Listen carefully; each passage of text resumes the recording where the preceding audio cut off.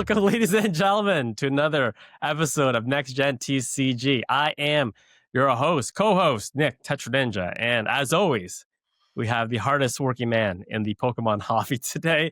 We have Zach Gemin Pokemon back in action. We are on a little bit of a recording roll. We did our emergency Probstein episode last time, which received pretty well, I would say. Got some feedback that we will address.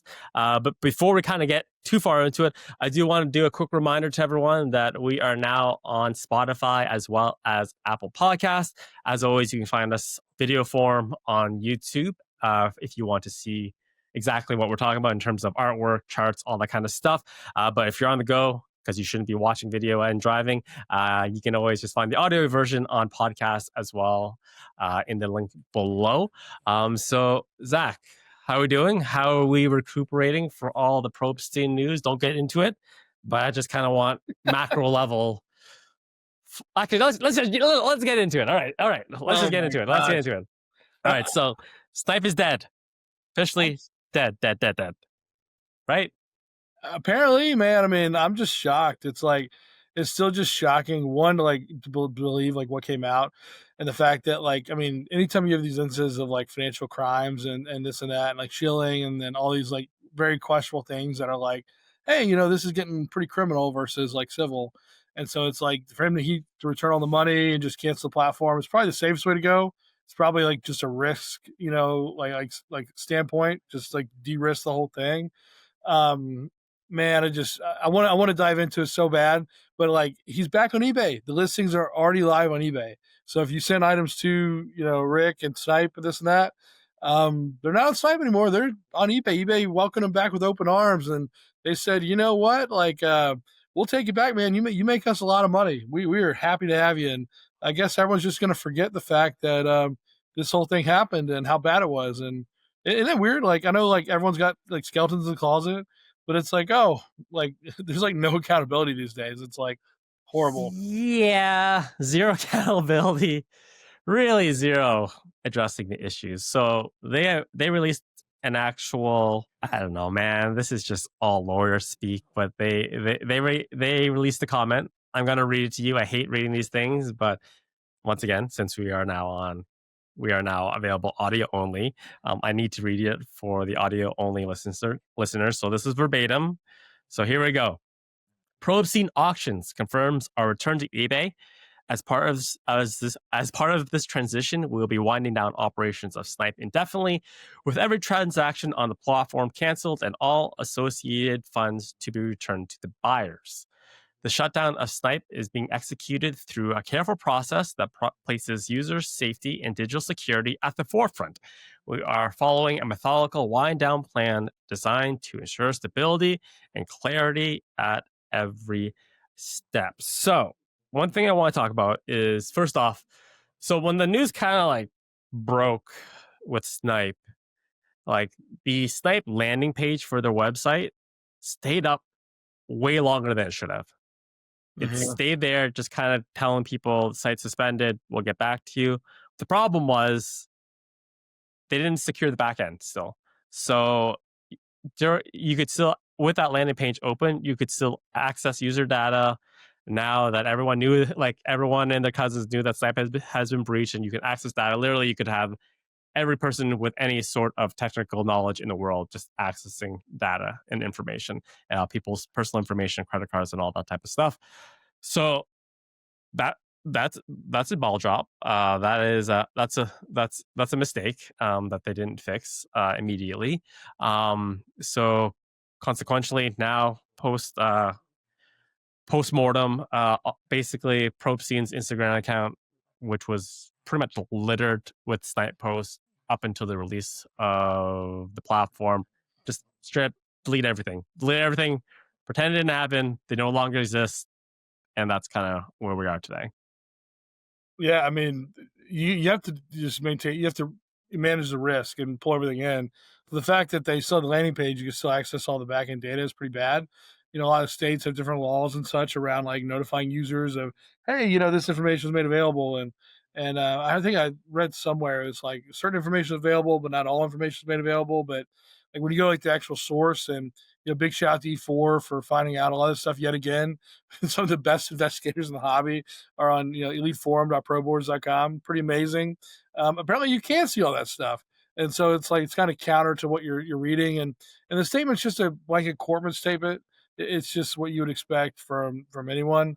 But at the same time, it's like you do need to take accountability. And I would like to jump ahead a little bit to one of our buddies that did have a phone call with Rick recently. And Tetchin, you want to give a quick overview? And I want to take a quick pause on that for 1 second. All Cool. right, so before we kind of go any further than that, I just kind of want to respond to a little bit of a pushback we received in the comments of our videos. There was a little bit of a conspiracy theory, tinfoil hat speculation that this whole situation with Snype and the site not being secured, it was people. Some people thought that it was kind of like eBay working like Team Rocket in the shadows, trying to like sabotage the site and basically making sure that Rick eventually gets back on eBay so they can start collecting commission. So kind of really like over the head, like yeah. So I think with the we're going to talk into it with someone's firsthand knowledge of exactly what happened with a person who actually used Snipe.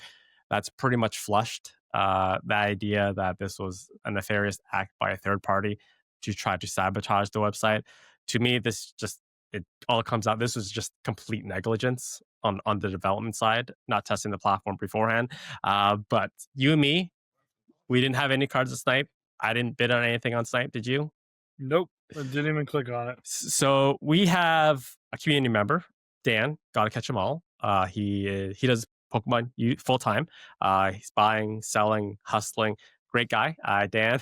I have done numerous deals with Dan in the past. He actually helped build a large portion of my EX collection that Zach actually got to go through and take a look at a little bit earlier, last time we saw each other. So fantastic guy, real stand-up person. He has been selling on Probstein for a while when they were on eBay. He had a bunch of cards. I think he said that he had like $40,000 to $50,000 worth of inventory going on Snipe. And Zach touched on last week that Rick is very hard person to get on the phone sometimes to give his time, but Dan actually got on the phone with Rick Probstein for a bit, and he kind of like hashed out everything, asked him some very direct and tough questions, and then Dan posted a video on his YouTube channel, kind of just going over how the questions he asked, dissatisfied with some of Rick's answers and all that type of stuff. If you want the link to that video, you can find it in the description below. Both of us have watched the video. Zach, I just kind of want you to share your initial thoughts on everything. Yeah, I mean, I thought it was really good of Dan to post like a follow video. I mean, for Dan and his standpoint, like he basically came out and said, "Hey, like, I trust Rick. I'm gonna give this a shot. Like, Snipe's new platform is coming off. I've done a lot of business with Rick. We're gonna give this a shot." And him being like a no shilling first platform, and Rick basically coming out and saying all the things that he's not gonna do that he's actually just doing behind the scenes is crazy. And so for Dan to be like a little pissed off is like makes a lot of sense. We're gonna say, "Hey man, like I trusted you. I put you out to my audience." The Dan being the anti-growth guy on YouTube, it's like the people who are watching really trust him. He's probably got high engagement for the people that are there, and so it's like it's one of those things that's just I'd be pretty frustrated too if I went out and said, "Hey, give this a shot. Sign up. Do what you got to do." And it's not only if you bid or didn't bid. It's like anyone that's like, signed up like has their information leaked. And there's so many of us out there that don't use PL boxes that blows my mind. Even if you're not like a content creator, this or that, like it's good to hide your personal address. It's good to like shield your stuff. It's good to have a credit card that you only use for gas station that has $1,000 limit, so you don't get scammed. When your chip gets read. It's good to have like all these safeguards, personal this and that. So when Dan basically comes out and is like angry and is Dan's saying, version of angry. Dan's version of angry was just which if you envision Dan, it's like the skinny lumberjack. The 6'5", barely 240. Sometimes he's 230, but mostly he's 240. Just the good-looking lumberjack that he is. And so it's just one of those things. It's like I feel for Dan. I feel like I went through something similar with liking the prototypes and then being fake and this and that. It's just like Dan came out, so give it a shot, and Rick basically just did like the awful thing. And the one thing I thought Rick did that was good was he said the 11,000 bids were all test bids. And it's like, initially my thought was like, oh, that's a great answer. That's a great answer because like you do need to test. But then I started thinking about it more. I'm like, who tests in production? Nobody tests in production. You usually have like a build environment, you have like a training environment, excuse me, you have like a production environment, and sometimes you have like 10 environments, depending on how big you are and how much you're trying to test. And so for Rick to get out there, it's like one thing if like you have an auction that's live, it's like, hey, I'm going to put a $5 bid in to make sure it goes through. It's another thing to put in 11,000 bids. Like that's quite a bit of testing and production that just makes no sense at all. And so my biggest feedback there is like, show us the bids. Were you bidding 5K on a 5K card, or were you bidding like $5 on a 5K card to see if it goes through? And so like all that data exists, all of that data is out there. And I don't think Dan's gonna get all the answers he wants. I think Rick has a lot of stuff to answer for. Sadly, I think it's all gonna get washed under the rug because it's gonna take someone who feels like enough damage has been done to pursue it. It's not gonna be me, it's not gonna be you, Tetra. And so it needs to be someone who feels like they've been wronged by this situation enough to actually go pursue him. Because I doubt he's gonna get pursued. He's big dog on eBay now. Probably one of eBay's probably top 5 sellers, if not one of the top sellers across all categories. So, people are going to forget about it. It really sucks. And it's like he did the opposite of what any good ethical person would do. So that kind of puts to bed the question of did the shill, well, you can argue whether if it's actually shill building, bidding, or testing accounts, but I think that kind of puts a stamp on it that yes, on his end, there were bids being placed on behalf with accounts associated to him. His wife, his friend, just different people. Which is some pushback that we received from the last episode, and we're not gonna go any further than that. But that we read the comments. I read the comments. We had a little bit of pushback on that, so that kind of puts that to bed. So let's kind of build this further, expand on this idea a little bit. So Probstein back on eBay almost immediately. My question for you is why? eBay kind of puts up this idea that they're anti-shilling on their platform. They do not like it. They do not want it. What people should not bid on their own items to inflate prices and all that stuff. So we have a very clear history of this during Probstein.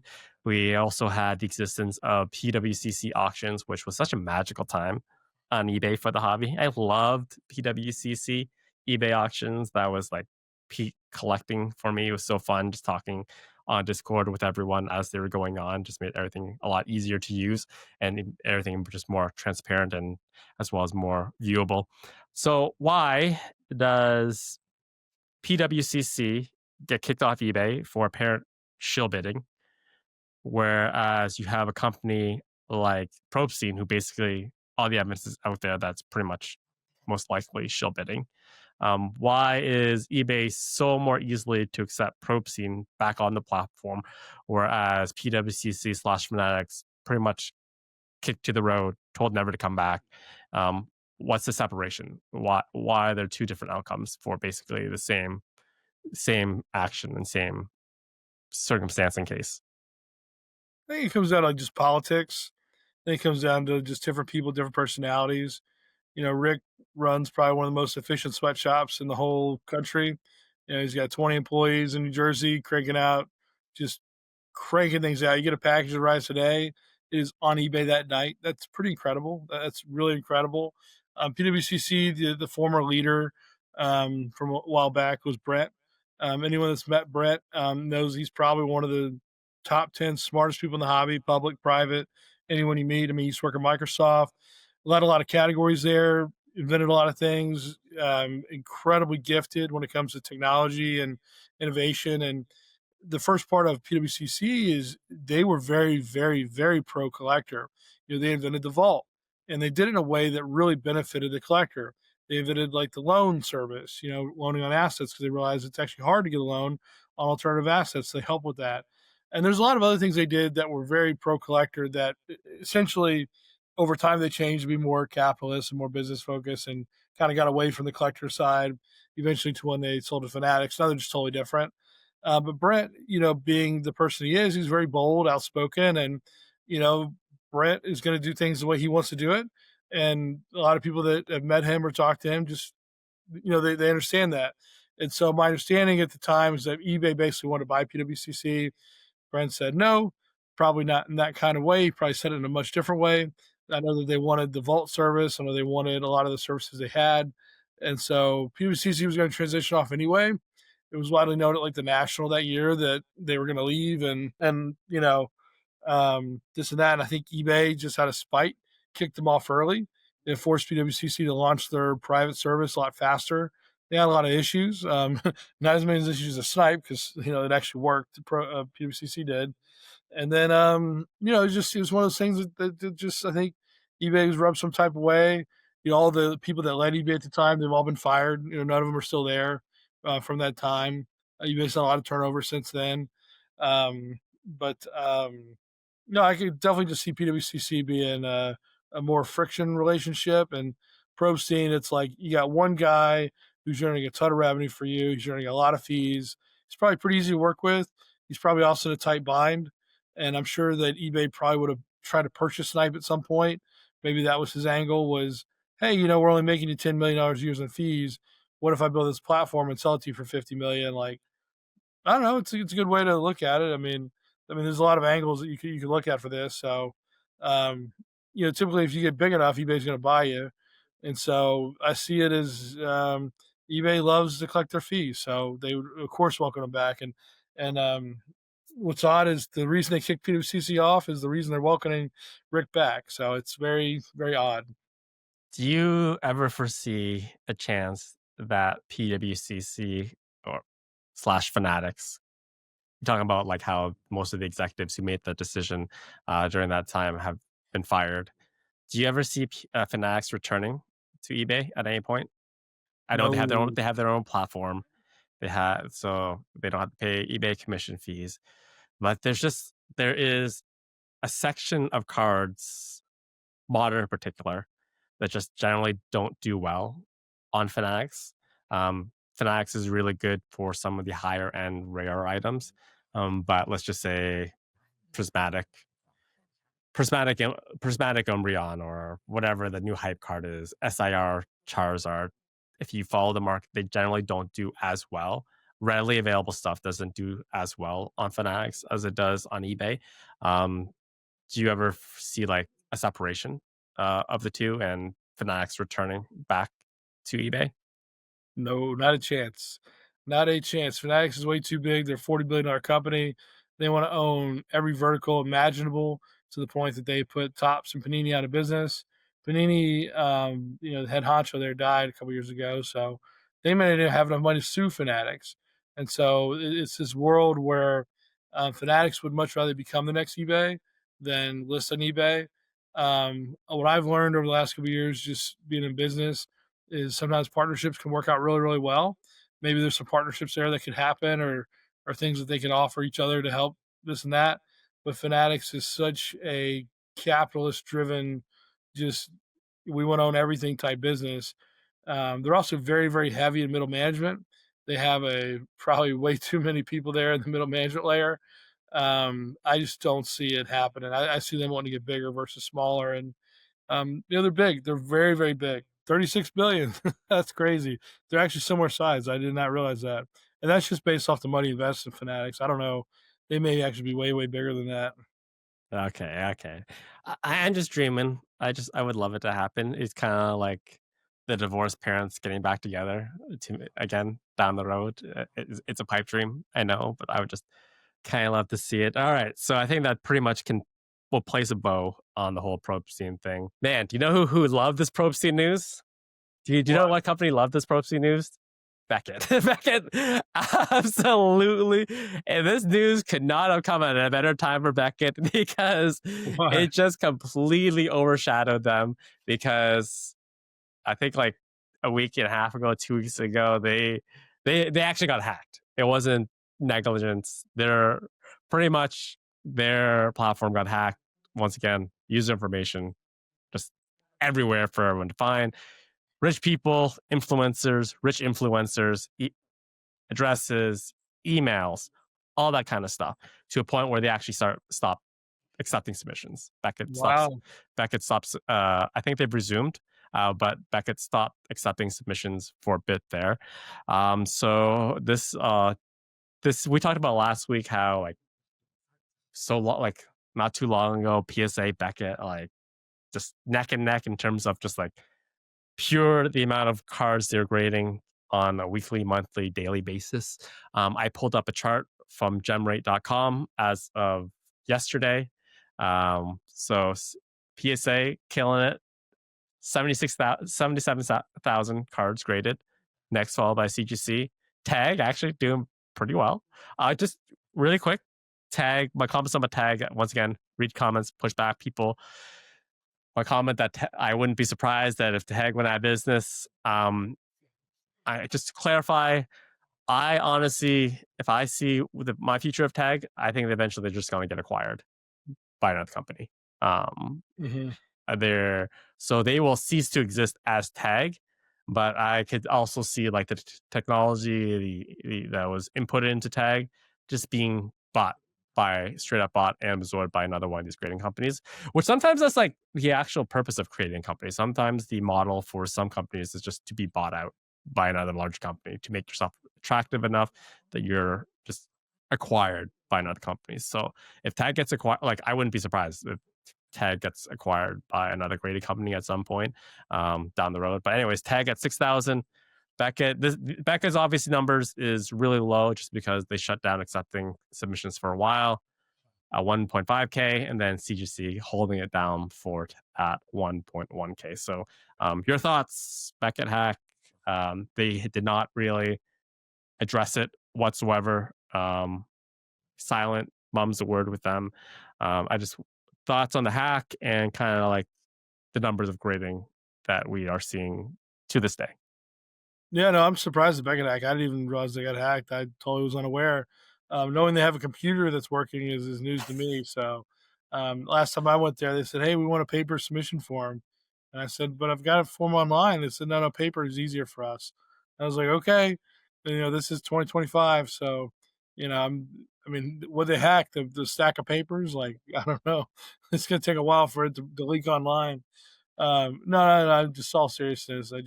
If Beckett would have changed with the times in 2015 and just put like 100 grand or like a million or just something towards like innovation, there is a world where Beckett is like third of the market. There is a world where we have Beckett registry sets that are like competing in quality for with PSA because the highest quality stuff started going there. But unfortunately, like they just didn't, and so they are where they are. And I'm still shocked that the black label is holding as much weight as it is. I think CDC getting rid of Pristine.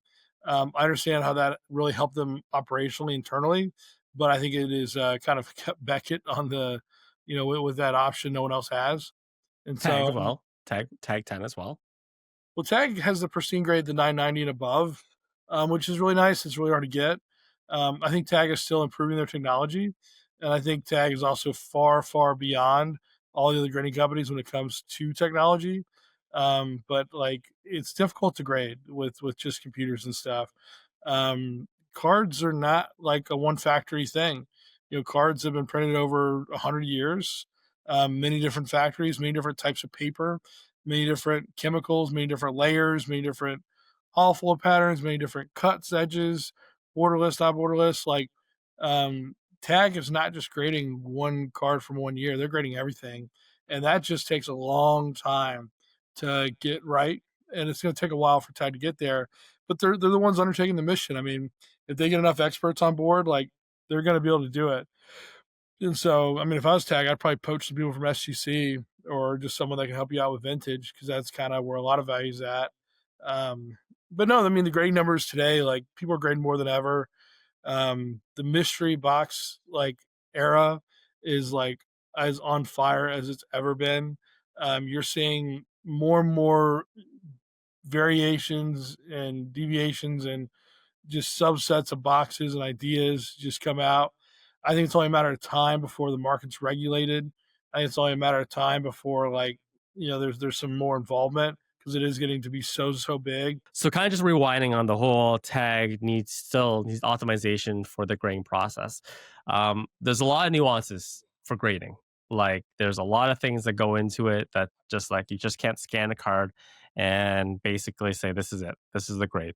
Because PSA 10 card, not guaranteed. It's not a perfect card. CGC has come out saying publicly have said that their 10s they take into a lot of variety accounts before they offer that 10. Let's just take Pokemon example.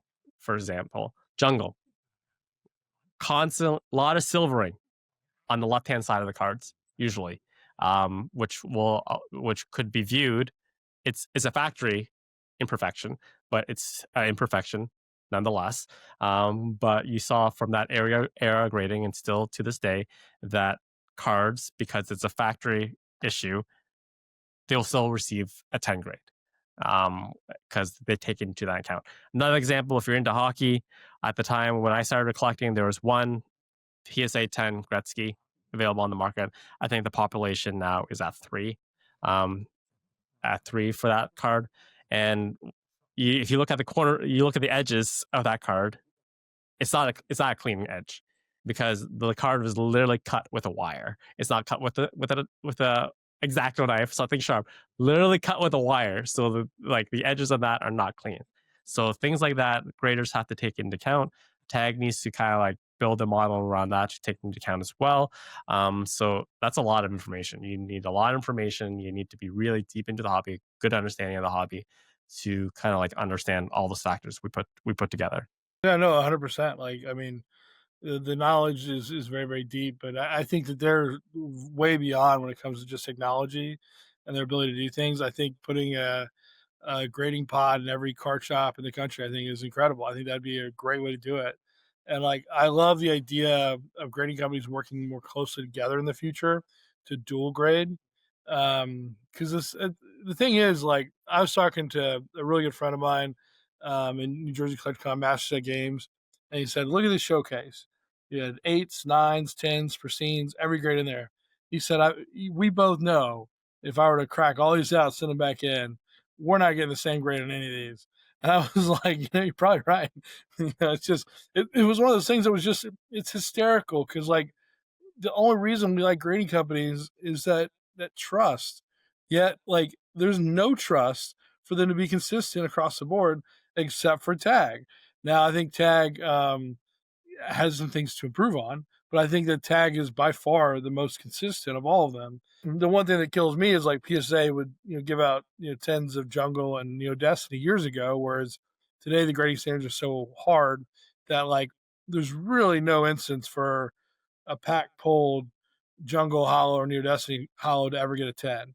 Now, there is a lot of room for a clean card or a card that's been heavily altered or a card that's been modified to get a 10.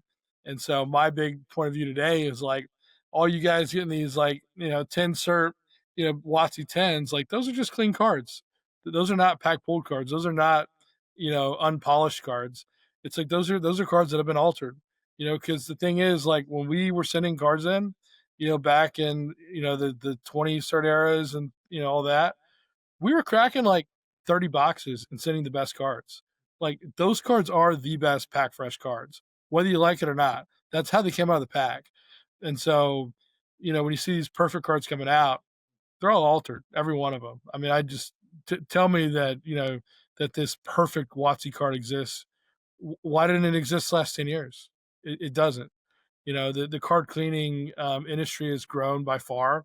PSA acknowledges it happens to the point that they even put on their website, "Hey, for $5, we'll clean your card for you." It's like, well, why don't you grade unbiased just across the board? Why don't you treat all the cards the same? Why don't you clean all the cards in the same way? Why are you giving certain people an edge? When a 10 Prism basketball card is $500, when a 9 is 50, it's like, I don't know. It just, and then you're offered on cards. It's like, at some point, the third party needs to be neutral and unbiased. And the further we get away from that, the less integrity the grading card companies have, the less confidence we have in the grading card companies. And they all have skeletons, It's just, Zach has opened a can of worms for a topic that I want to talk about another day. okay. PSA, Too many topics. PSA like buying cards and then reselling them. Like they give you a PSA 7, we'll give you PSA 7 price. Magically, maybe PSA 10 eventually. We regrade it to 10 now. But I don't want to go there. We're gonna shelve I've got, that. I've got answers to all that, like why I think it's okay. But I'm gonna shelve that for now. I'm gonna shelve that for now. Probably gonna take that out of the podcast completely because I don't want to talk about it right now. But anyways, all right. So, man, we've been on. This has been a depressing episode, Zach. There's too much depressing stuff. I think I had more energy yesterday. Let's talk about happy things. Let's talk about happy things, okay? Let's talk about a new set revealed. So let's go, baby. Let's talk about a new set. So new set. So obviously we had the release. Of Phantasmal Flames last week or a couple of weeks ago. But Pokemon is a wagon. Pokemon just keeps coming. Pokemon just keeps printing. So not only that, we actually have the release of the next set, special set. We are called Mega Evolutions Ascended Heroes. Massive, big, dude, 290 card set. Just how? RIP master set collectors out there. You can't even fit a master set in the largest binder you can think of if you account for reverse hollows, all that type of stuff. So you're gonna have to do like a binder and a half. Anyways, set coming out end of January 2026. Some cool notes based on social media stuff that I've seen. God packs are coming back, so we're gonna have the return of God packs again. So literally your pack will just be constant hits, which is once again driving that gambling issue that America is kind of going through right now. I took a look at some of the hits from that set. I chose my favorite card probably right now. I'm a Cynthia simp. Got like a Cynthia card right here. Just like it's not even more. It's like this is like a $50 card, Zach. I'm I'm a Cynthia simp. The Cynthia Full Art Spiritomb, probably my favorite card from the set. You took a look at it as well. Which one do you think is your favorite? Dude, hands down the Dragonite. Do you not see the Dragonair, the Dratini, and the Dragonite kind of like a below? Now I do think that the Mega Dragonite is like got to be like one of the ugliest Pokemon. Yeah, terrible, awful. It's bad. They did Dragonite dirty with that Mega. But I'm also a big believer that Dragonair and base may still be hollow in another like timeline, in another universe. So like in my head, it's like you got Dragonair, Dragonite. Like I just think it's beautiful. If you're not picking one of those, I think the Machamp I thought was kind of cool with all like the psychic kind of the fighting. The Machamp. That was kind of cool. And then there was like one other one that I thought was interesting. Now the Team Rocket Mewtwo I thought was like a little interesting, simply because like it's more of a reflection over the last year, which you kind of forget. Like, oh, it's a special set. It's not like its own like release. I mean, it is its own release, but it's like the fact that it's like looking back and incorporating things that of past. I thought that was kind of cool. And so I thought we were done with Rocket, but apparently not. We got some more Rocket to go. Team Rocket's still lurking about. So unfortunately, special set, that means there's no North American English booster box. So there will be booster bundles, obviously. So sealed collectors out there, people holding best bet booster bundle displays is the equivalent, I guess, of your booster box, which I'll probably be in the market for. I actually pre-ordered some stuff. Zach, I was successful ordering for the Pokemon Center for the first time ever. Oh my god! I queued up, went through the human verification. I failed the first round. I tried to get some PC ETBs.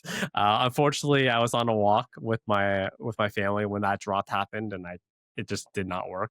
So I could not secure myself, because one thing I collect right now in terms of modern, I collect the Pokemon Center versions of the ETBs. So I'm going to have to pay a little bit on the secondary market for that. But I was successful in pre-ordering the booster bundles. Only got 4 because that is the maximum you can order, but for like dirt cheap. You cannot get you can't get any cheaper for steel product than directly from the Pokemon Center. So I was able to get 4 packs or 4 booster bundles for like $30, which is which is insane value in Canadian dollars.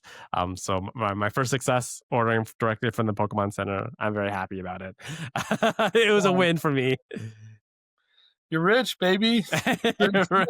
What are you gonna do with your lottery money? Nothing. Nothing. All right. So the new set. But other happier news. I saw Zach in person at Toronto Card Expo.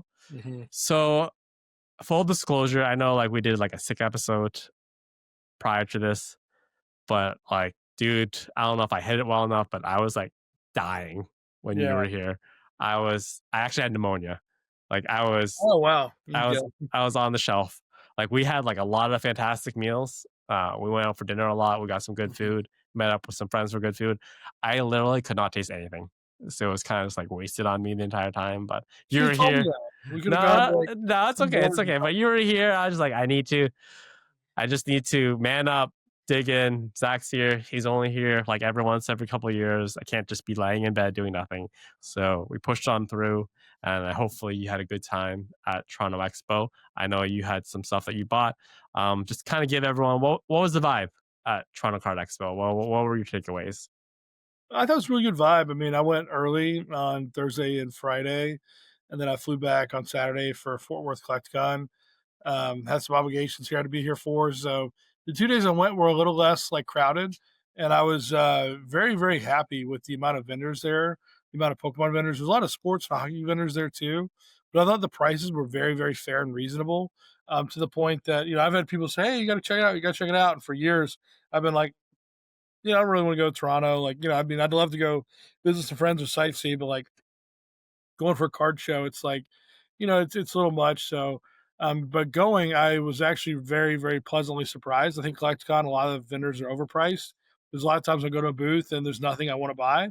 Whereas, Toronto Card Show, I went, there's a lot of things that were pretty fair. It's like, hey, if I was interested in that card, I would have bought that card. And so it was very deep as well, too. You had the far right, you had the back corner, and then you could go off to the left. There was like another section of Pokemon that was pretty deep, too. Ended up finding a pretty cool deal. I bought 4 first edition WotC sets that were all raw. I don't think any of the cards are 10s, but I think there's a lot of 9s in there for the hollows and non-hollows. And so I ended up picking all those up for, I want to say roughly $16,000 Canadian, which is like what, like $10 US? No, it's about 12,000 US, something like that. And so I'm going to grade them all. If I come out a couple grand on top, I'd be pretty happy. And then usually, like of that, like I might cherry pick a couple cards to keep for the PC. Just some old school WotC arts that I really, really like. There's a couple cards I like. Just I don't mind sitting on duplicates of, and I'll just build them up. But I thought the Lugia looked really nice. There's a really nice first set of Lugia in there. It looked like a 9, and So you want to list off what sets that you bought? yeah, Neo Genesis, Team Rocket, which I thought was the weakest condition by far. Then the first set Jungle, first set Fossil. So Jungle Fossil probably have a lot of 8s and 9s. They're probably skew more towards the low end. Neo Genesis I thought was really nice. So that was a really nice. First set, Neo All first Genesis. edition. Yeah. The T17s probably a 5 or 6. Wasn't really a great grade. But when you look across the board, it's like I think I'm getting my money back. And then at the same time, I think there's a lot of value in the non-hollows. I think a lot of people discount non-hollows a day, whereas if you got a comp for $150 on a non-hollow WotC 10, and you got all these big repacks and that are paying 90%, it's like if that card's $150, you can go get 130 for it. So that's one card of probably 400 or 500 I picked up in this. Well, not because Fossil Jungle are smaller, so maybe there's like 300 non-hollow cards total, and so it's like every 10 you get's $100 bill basically. You're Um, burying the lead. You're burying the lead because you bought something else. You bought a card from me. You oh want to, yeah, yeah, you yeah. want Let's to talk save the about the best card for that you bought from last. me? I'm saving the best for last. So Tetra came and it was like the meme where the guy's like, "Please, sir, may I have another bowl of porridge?" And I was like, "Okay, okay, okay." Tetra very kindly gave his wife a gift many many years ago, and his wife said, "Hey, this gift you gave me is actually worth something, worth a really really pretty penny, probably more than its weight in gold." And so it was a Latios alt art from Team Up, and so I ended up buying that from you. I think at like 90% of market, something like that. And then I didn't really just, I think your wife wanted cash, and I had physical cash on me, and so I was able to help you guys out in that deal. And then I went and basically traded it to someone else at the card show for even money. Because whenever I went to go buy this $16,000 Canadian deal, that guy like did not accept PayPal, did not accept Wire, did not accept ACH. He wanted cash, and so I had to trade your Latios Latios for Canadian dollars, which I've never held in my life.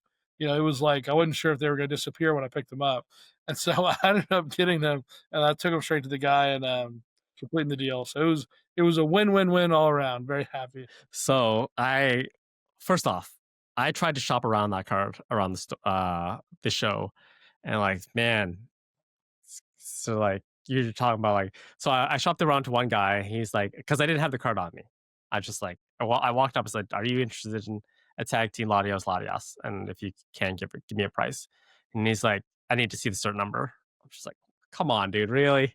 This is like, I need to see the certain number. I was like, so I thought that I would, because everything is, you buy something on eBay, everything you get an email for, everything's stored.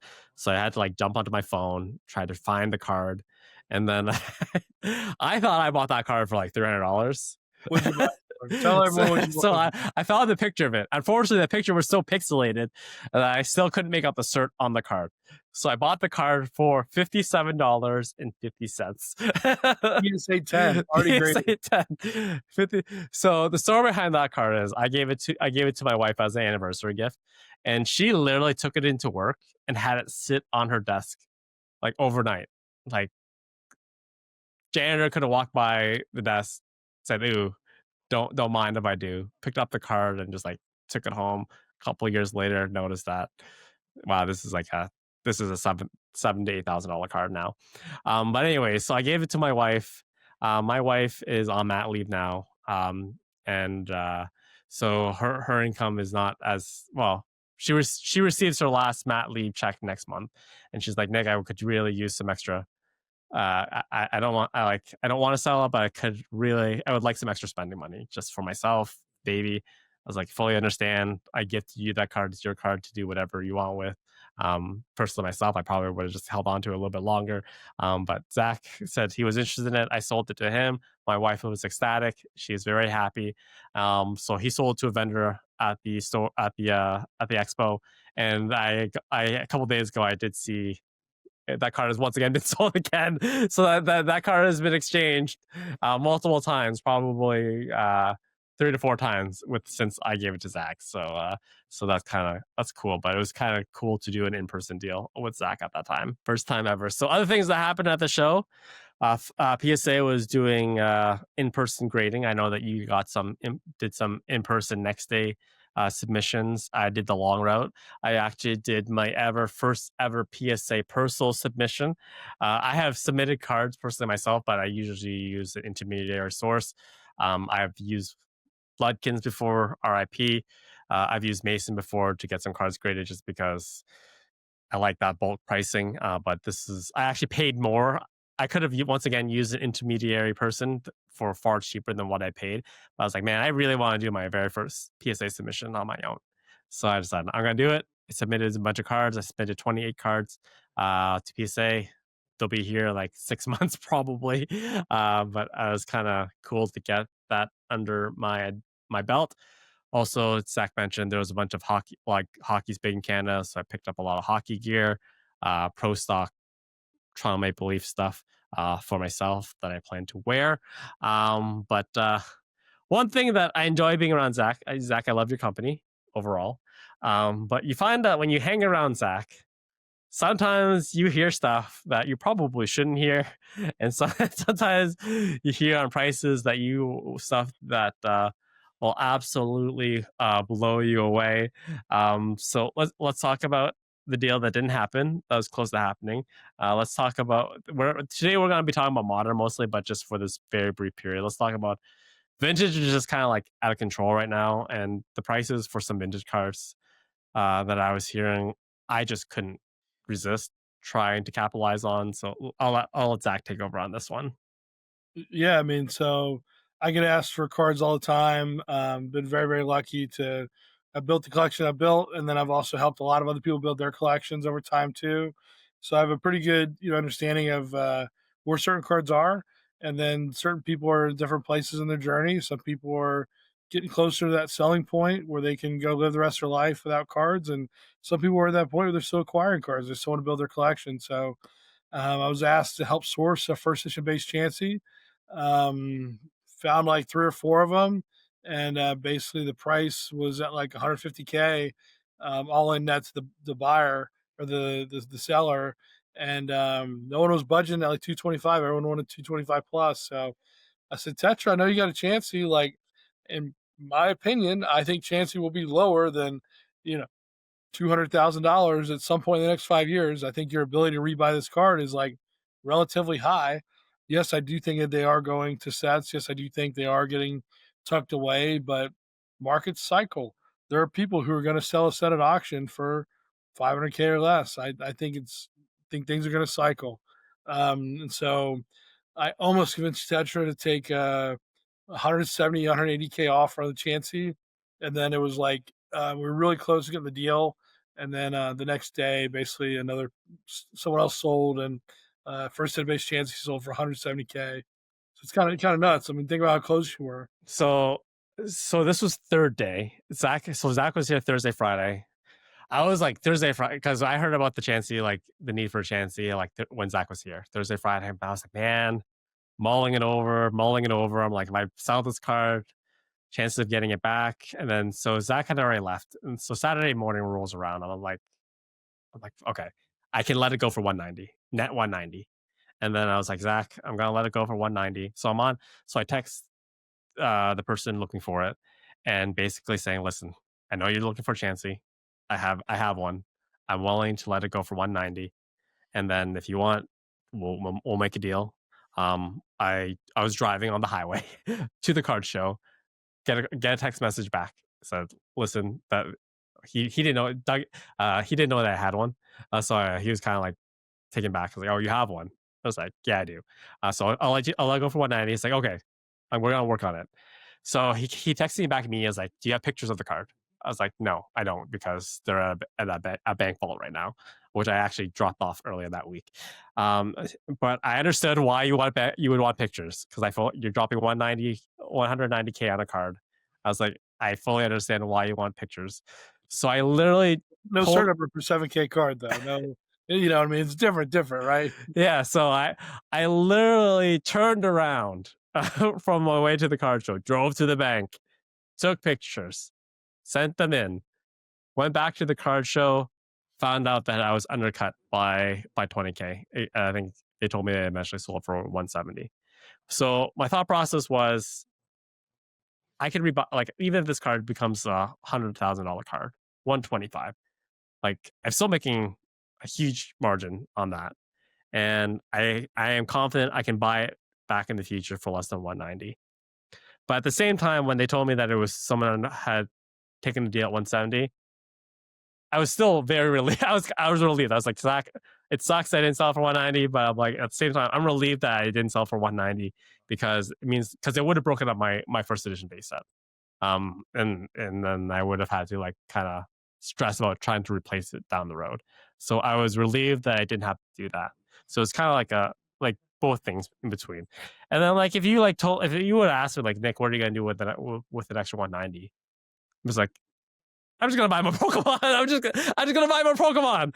I'm not gonna go buy a car. I'm not gonna go move into a bigger house. Smart answer. I'm literally just gonna go buy more Pokemon. I'm gonna probably flush out some of my WotC goals that I thought they were unattainable at this point. Up until then, a lot of some of the rare PSA 10 holos I just would have probably picked up. I would, if I sold that chance. I literally just would have bought more Pokemon with that extra cash. Another one of the examples I gave you is I said, Nick, like, even this card goes to 250K in 5 years, like getting like 190 today, you should be able to do way, way more and make way more than that 250. Even if you paid more in the future, like 190K cash today is just like, you know, like in the Pokemon world, like I get things are moving here and there and the other, but like when you're an expert and you know, kind of, I'm not saying everything goes up infinitely, but there are many things that do go up that have a very low risk profile. And if you can identify the things that are almost certainties to go up with very low risk, it's a safe bets. It's a safe wins. And yeah, you can still make 10x on some high risk things, but you're going to lose 10x on some high risk things too. So yeah, that was just my other point to you, and I think that kind of hit home too. It's like it's okay to pay more in the future if you get this cash today. And just on wrapping up the expo, we also met up with PFM and his partner for dinner. If you don't know who PFM is, he is an admin on E4. He actually broke the prototype story wide open. He was actually published in a magazine, kind of going through his thought process. I met up with him on the Saturday as well. Zach was already gone. He brought the copy of the magazine that he was featured in, and I got him to sign a copy for me. I got his signature, which was really nice. So we met up with when Zach was here. We met up with his partner for dinner the last night that Zach was here. Congratulations as well to them. They are now first time homeowners, which is a big step. So we had a nice dinner with them, chatted with them for a bit, Pokemon shop, all that kind of stuff.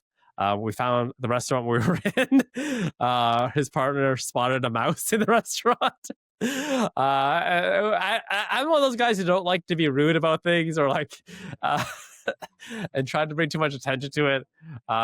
His wife like took a picture of the mouse just for like purposes of just documenting it. But like when the waiter came back, Zach was like, Zach was like, you got a rodent infestation here, right? And I know exactly what you're doing. I was like, dude, come on, man. So long story short, And hold people accountable. Hold people accountable. Our drinks and all our appetizers for that meal were comped by the restaurant manager. But I'm not. I'm just like, yeah. I was like, there's me on one end, just like whatever, and Zach's just like on the other. I was like, it's like just straight up highlight things. They can't improve if you don't tell them they can't improve. It's true. It's true. So good show, the Toronto Expo. We'll move on to our final section of the podcast. So we had some viewer questions from 2 podcasts ago. We're running long today. So we're gonna I banked these questions. They're all from the same person, Stephen Kassoon. We will answer your questions, Stephen. But we're running long today, so we're just gonna wrap up with Collector's Corner. Who went first last time? You went first last time. All right, cool. All right, so for Collector's Corner this week, unfortunately, the card that I chose, I don't have in my hand right now because too cool. Way too cool. I just wanted it off an auction. But it was actually I bought a card for my daughter. The first card that I've ever bought for my daughter, and it is the Kanawaza Reverse Holo Pokemon Center Pikachu. Right here. This one right here. It's en route. I didn't get it shipped to a vault. I got Fanatics to directly ship it to me. So another thing that I also picked up for the Pokemon Center for her that I do have in hand, I got the matching kimono Pikachu, which is really cute. It's not the exact kimono that she's wearing in the card. I'm assuming it's a girl Pikachu. Actually, yeah, tail. Tail has a heart shape. So I plan to give this as well as the card to my daughter. It's gonna be just chilling in her nursery at some point. Still haven't done the video yet where she chooses her starter, but that's coming. But that is my collector's share for this week. You cannot give her the Pikachu until she chooses a starter. Yeah, I know. She'll be so biased. Now, here's a question: is it going to be a birthday gift or a Christmas gift? I think we already have a Christmas gifts. Well, she was born near Christmas, so it could be either or. But I think it's just gonna be a gift for the sake of gifting. So I want to go to the Tetra House just for gifting, man. It's like, you get holiday gifts and just regular gifts. Like it's the thanks for surviving a year gift. That's what it is. Here's your Tuesday gift, guys. Like I love this idea. Okay, so my card is a card that I bought at the Toronto Card Show. Ew. Run around, just trying to find cool things. And I think most people know that there's really only 3 things I collect these days.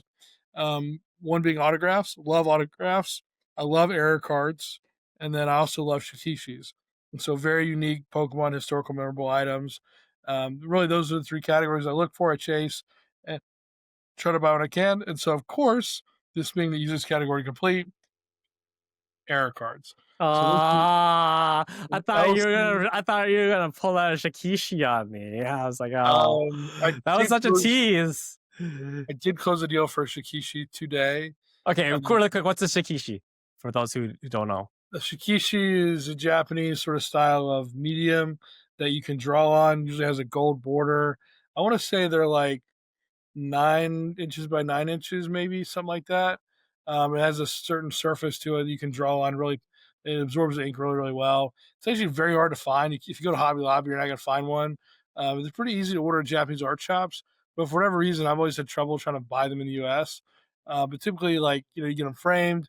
You see, like some people have like the Shikishi here, and then a frame will be like way out. Beautiful, beautiful, beautiful.